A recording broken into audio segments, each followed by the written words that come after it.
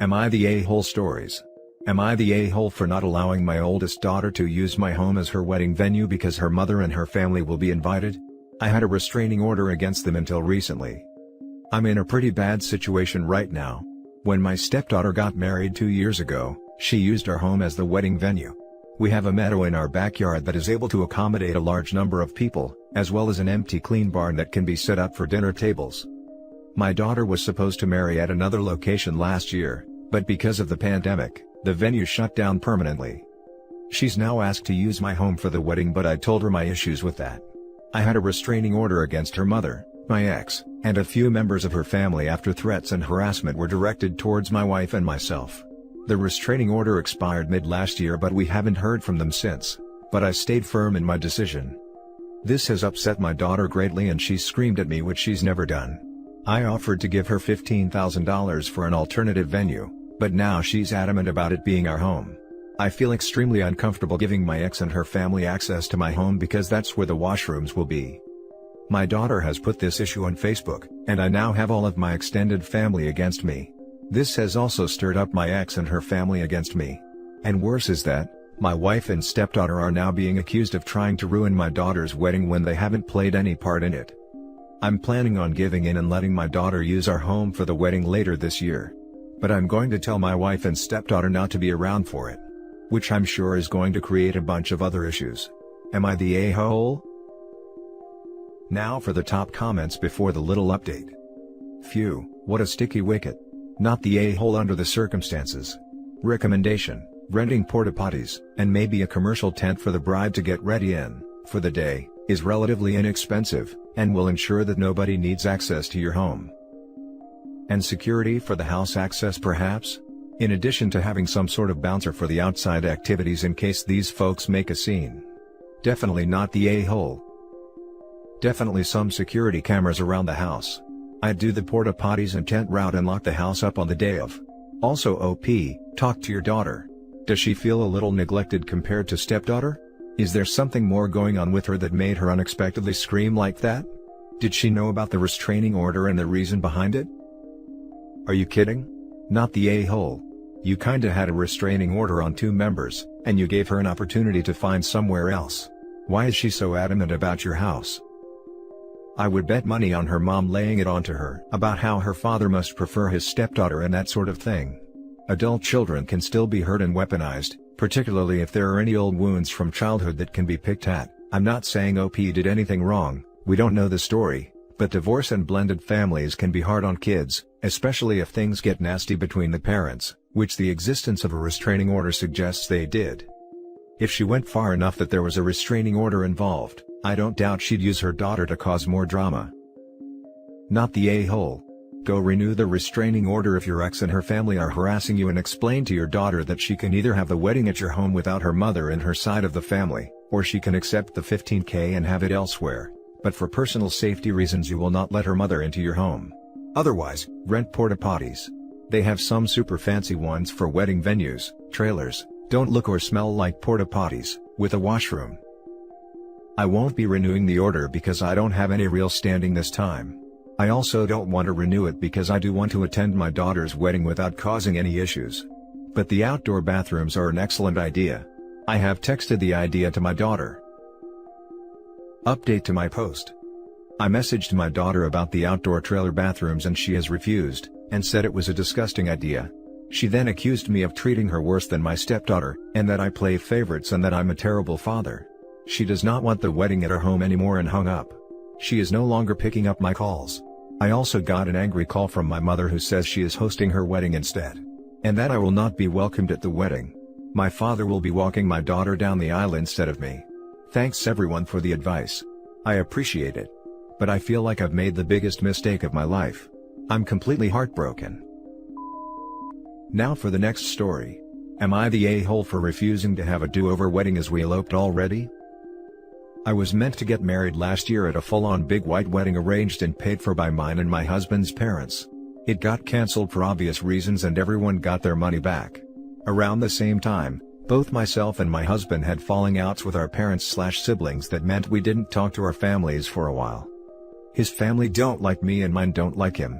We invited them all to a large dinner, which was mistake number one. We have a small age gap and neither side is happy about it, so when his side started making passive-aggressive comments about me, my side made comments about my husband. We realized that when we weren't talking to our families, we no longer wanted a big wedding. Further discussion showed that we were pretty much only doing it for our parents, as they were paying for it, but without that in the equation, we'd both be perfectly happy with a smaller event, so long as we were married at the end of it. When we were able to do it safely, we agreed to just order a certificate and take a few friends to the registrar's office, then get a takeaway to celebrate, and it was perfect. We did end up traveling to a different area of the country for a couple weeks as a honeymoon, but again we made sure it was all safe. We're now back in touch with our respective families, aside from a few individuals, and they want the wedding back on, rescheduled to whenever it's safe. We told them we already got married and they said this could be considered a reception. They still have the money from the first wedding so they can afford it. However, we don't want this. We've had our wedding day, we don't need another. We also recently found out that I'm pregnant, so we said to them if they really need a use for the money on something baby related, like a trust fund, might be a nice way to use it. But they said it's for a reception only. We said fine then, no reception, keep the money, but they said they missed our actual wedding, so they want to give us a do-over that they can see. To be clear, if we agree to the do-over, they are absolutely planning on waiting until it's safe to invite lots of people to a large gathering, not putting a pregnant woman, me, into a room of random people in the middle of a plague. We've held firm on not wanting anything further, as the way we see it is, we're already married and happy with our small ceremony/reception, we don't need a do-over. They however, see this as a punishment as we got married in the time we weren't speaking and didn't inform them until we got back in touch, and think our actions here are petty and uncalled for. They also say it's their money, they'll arrange everything, all we have to do is show up, and our refusal is totally unreasonable given the minuscule amount we'd have to do in order to make them happy. Are we the a-holes? Not the a-hole. The list of people who have a say on whether you have a do-over wedding, are you and your husband. It sounds like they want to make what was going to be your day, completely about them, which is freaking crazy. It sounds like whatever reason you stopped talking to them in the first place, might be worth revisiting, because they sound like horrible people. We are keeping the reason in mind. The short version is, my family don't like him and his family don't like me. So we have made perfectly clear that they are on wafer thin ice, and that the next time we stop speaking, we won't get back in touch. It's just with the baby on the way we'd like to have our families involved. However, if the situation does prove toxic in the future, then we will remove ourselves and our child from the situation. May, it sounds like you had good reason to do a small wedding not inviting people that weren't supportive of your relationship with each other. This do-over wedding is all about them saving face, not about you. I doubt your now pregnant wife wants the stress of a do-over pretend wedding that still isn't about what you want. I can see why you suggested child trust fund instead, but really they are saying they want your wedding as an excuse for a wider family event. Maybe suggest they do a party for your first anniversary when we are out of pandemic risks. But only if that's what you want. But if it isn't, no one can force you to have a party which is clearly more about them than about you and your relationship. I'd be open to a first anniversary party, but the anniversary is coming up soon, so it might happen before we're out of lockdown. Neither of us are really fussed about the whole concept of a large party, but our parents are saying they've set aside tens of thousands between them to put on a big expensive wedding and refuse to use the money for anything else. I'm the wife by the way, lol. Not the a-hole, who prioritizes a one-day, overpriced event, over their grandchild's future. No wonder you had a falling out with your family. Can't blame you. Next story is titled, Am I the a-hole for picking my better behaved niece to be flower girl at my wedding? My fiancé and I are getting married this December. We're having a 100-person wedding because we really just wanted to invite family and close friends. Obviously, we're very excited and having a great time planning. My fiancé has one nephew who is 7 years old, so obviously we chose him to be our ring bearer. For our flower girl, I have 3 nieces. My brother Leo has an 8-year-old daughter named Natalia. She is an absolute angel, so sweet and well behaved and just always very happy. My other brother John has 2 daughters, Sarah, she's a baby, and Ivy, 7 years old. Just to be very honest, Natalia is way better behaved than Ivy. I love both girls, but Natalia is the one who I can grab to go on an auntie/niece outing on a Saturday, and it's a lovely time. She's always happy and polite. Ivy is a sweetheart too, but she's much more moody and temperamental. A day out with her will go well, if we do everything she wants, where to go, what to eat, etc. But even one thing going off will lead to tears or, more recently, to an attitude. And I don't blame Ivy for her behavior because honestly, it goes back to parenting and the lack of emotional regulation/coping strategies that inevitably occur when a child isn't taught how to self-regulate, and instead is pacified immediately with whatever shiny object. But honestly, I immediately wanted Natalia as flower girl, and when I asked my brother/sister-in-law if it was okay, they were really happy about it, so I asked Natalia and she was super excited. I told her she can pick the flowers she wants to drop down the aisle and it's adorable. My sis-in-law texted me about how Natalia has been Googling to find the prettiest flowers. When I told my mom, who is planning the wedding with me, that I asked Natalia to be my flower girl, she immediately was against it. She said that as the grandma she can't enable me to differentiate between the girls, which I understand, but she also admitted she sees why I chose Natalia. She was against it and told me to have both girls as flower girls. I decided to think about it for a bit and before you know it, my sis-in-law, Natalia's mom, made an Instagram post where she mentioned, "We had such a fun day at the park and Natalia finally decided what flowers she's dropping for her Andy's wedding." My other brother John and his wife are big mad. Maybe I should have told them, but I felt like it would be more awkward if I did. Better to just not mention? But I don't like how they're saying I'm selfish/picking favorites/dividing the girls and that Ivy will be scarred from not being in the wedding when her cousin is.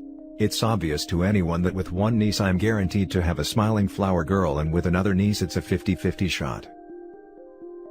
Now for the top comments. Not the a-hole, but try to remember that Ivy is 7 so this is going to hurt her feelings a lot. Is there any other role she could play in the wedding that doesn't require the same level of best behavior as flower girl? Even if you can find some way to include her, I think it would go a long way. She could sit at a guest book table or something maybe? Or something small like that? I disagree. I think she should make her a flower girl. The ring bearer and flower girl are kids and everyone in attendance knows they don't always perform perfectly. And if she bails last second then the other girl goes by herself. It happens all the time. No one in attendance cares, it's actually usually funny or cute. My niece wouldn't go down as a flower girl so she just walked with my sister that was a bridesmaid. At my friend's wedding, the ring bearer sprinted down the aisle. Weddings are usually about family. Is it really worth it? This part of the wedding is 2 minutes long and the bride won't even see it. I disagree with the funny and cute part. It's sometimes loud, stressful for everyone around trying to get the child to calm down, and distractive. Some kids don't want to later let the bride and groom have all the attention because they liked it so much. It really depends on the child, and if OP believes the younger one could affect the wedding, it's okay to say no. It's a wedding, not the child's birthday. No a-holes here. It's your wedding and ultimately you get to decide who's in it. At the same time, it's understandable that your family is miffed about you choosing one niece and excluding another. Your priority is putting on an ideal wedding. Ivy's parents' priority is looking out for their kid, who will certainly feel left out and excluded. I will say that of all the weddings I've been to, I have zero recollection of any of the flower girls or whether they were smiling. But if a random little girl in the church was throwing a tantrum over not being the flower girl, I'd remember that. Just some food for thought. Not the a-hole. Just say you picked one person from groom's side and one from bride's, and you went with the oldest and that's that. Now for the last story. Am I the a-hole for telling my fiancé to stop blaming our kids for ruining her body? My fiancé, 46 female, and I, 48 male, used to both be fitness enthusiasts. She used to go to the gym with me all the time and we shared passions in mountain biking, CrossFit, and were competitive rowers from our college years onward. She used to take pride in the fact that she would push herself to the limit to keep up with me fitness-wise. However, after our 4-year-old and 3-year-old girls were born, my fiancé began saying that using the elliptical and treadmill at the gym already constituted pushing herself to the limit. She was having trouble with her miles of extra skin, her words not mine, and said her gym rat days are over. She ended up gaining weight, had spider veins, and would say that she was now mama to her kids, and that I say I want a sexy partner, not just a mama, but refuse to plan a wedding. In these past 4 years, she's bought more and more into what I saw to be very tacky mommy motivation YouTube channels and online magazine subscriptions. Started joining a bunch of support groups and attending working mother summits, even though she hasn't worked in 6 years. All that's okay, but one of her mommy friends who runs a local women's wellness magazine asked her to do a shoot about empowering mom bodies. She and about 19 other women ended up having pictures taken of their so-called tiger stripes and talked about embracing their mom bodies. I didn't check out what was put out until I logged on to social media today, and saw my wife tagged in her picture, and I felt like what I saw was just a whole lot of indecent taste. There was a picture where the two kids' feet was resting near where my fiance's stomach's crepe texture started. My fiancé wrote an excerpt about how she used to be an avid rower and never shy in a bikini, but for the longest time after the kids, she ached everywhere and could barely get her excess weight and skin into her leggings. She says she felt undesirable, like she felt not valuable because she had lost her beauty and fitness.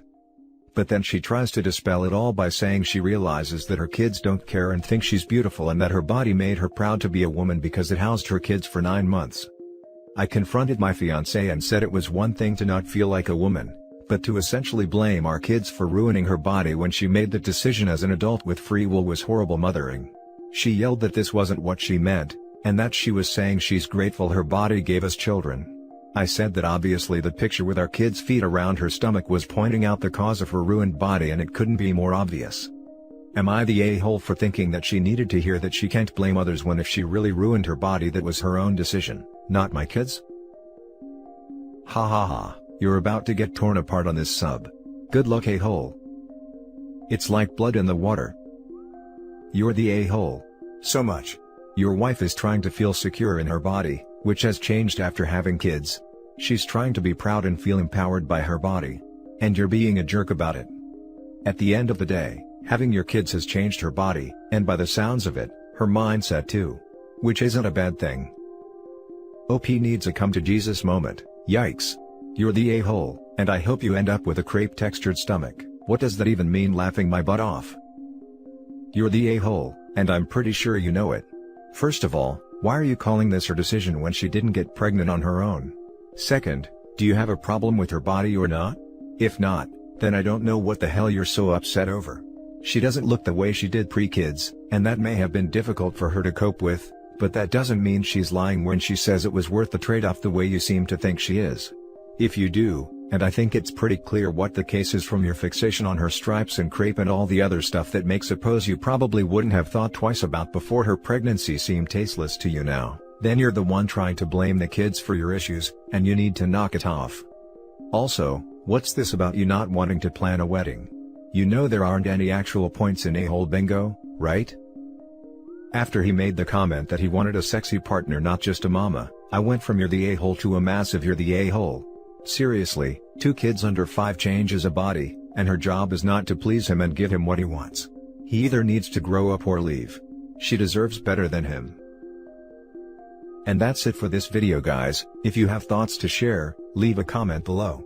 Don't forget to hit like and subscribe if you like this content. I'll catch you in the next one. Good day, everyone.